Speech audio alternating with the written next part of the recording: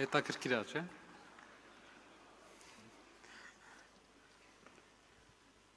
Մի քիչ էլ համբերությունը չարաշահենք։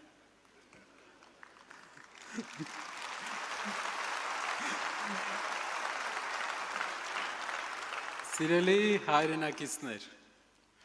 ուժեղ Հայաստանին առաջին հերթին պետք է ուժեղ առաջնորդություն։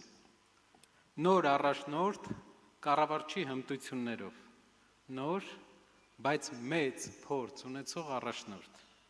Մեր առաջնորդը ծնվել է Հայաստանում, մեծացել է գյուղում, ուսուցիչների ընտանիքում։ Նա գալիս է ժողովրդից, կյանքում ու բիզնեսում հաջողության հասնելուց հետո երբեք չի մոռացել որտեղից է եկել։ Նա ունի լավագույն միջազգային կապերը Հայաստանի համար եւ դրանք կօգտագործի իշահ մեր երկրի։ Նա դա ապացուցել է գործով եւ ոչ թե խոսքով։ Նա աջակցել է հիվանդանոցների, կրթական հաստատությունների երկարացումը, մանկապարտեզների կառուցման, մշակույթի զարգացման,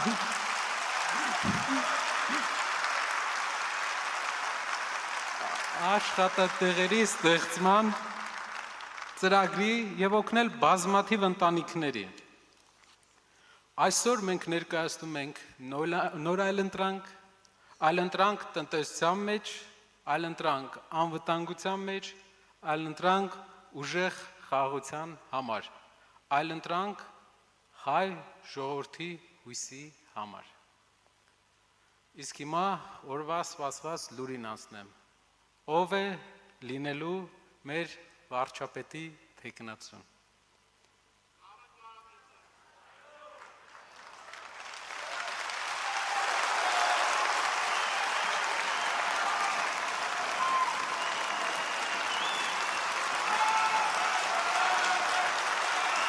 Մեր կուսակցության վարչապետի թեկնածուն պարոն Կարապետյան, Սամվել Կարապետյան։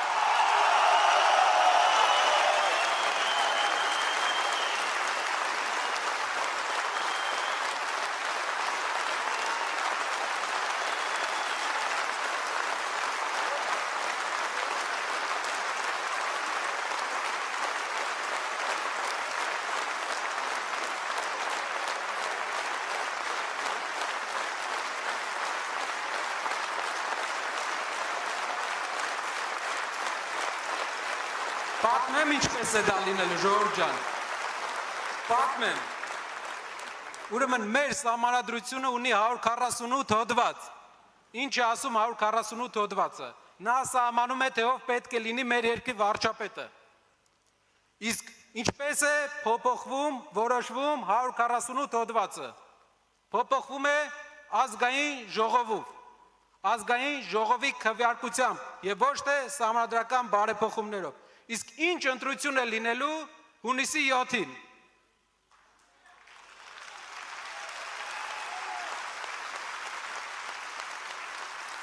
Որպեսզի վստահ լինեք